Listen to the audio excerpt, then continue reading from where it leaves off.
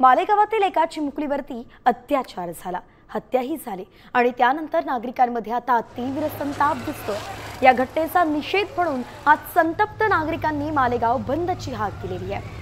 या घटनेच्या निषेधार्थ शहरात नागरिकांनी निषेध मोर्चा काढला। नराधमावरती अगदी कठोरातली कठोर कारवाई व्हावी अशी त्यांची मागणी आहे।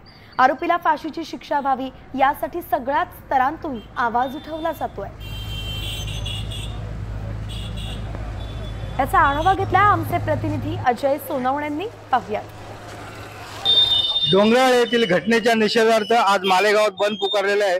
समस्त मालेगावकरांनी एक मुखी निर्णय घेतलेला आहे बंद ठेवण्याचा। आणि त्याच्यानंतर आता मी राम सेतू पुलावरती आपण बघू शकतो की या ठिकाणाहून जो मोर्चा निघणार आहे, इथे मोर्चेकरी जे आहे नागरिक हे सगळे इथे यायला सुरुवात झालेली आहे। साधारण काही वेळानंतर हा मोर्चा जो आहे तो या ठिकाणाहून निघून अप्पर तहसील कार्यालयावरती जाणार आहे। सर्वांची मागणी एकच आहे की जो नराधम आहे त्याला फाशीची शिक्षा द्यावी आणि लवकरात लवकर फास्ट ट्रॅक कोर्टामध्ये ही जी केस आहे ही चालवण्यात यावी अशी ही सर्वांची मागणी आहे। एकूणच आता थोड्या वेळात मोर्चा निघेल। मोर्चाला मोठ्या प्रमाणावर पोलिसांचाही बंदोबस्त ठेवण्यात आलेला आहे। अजय सोनवणे, साम टीव्ही, मालेगाव।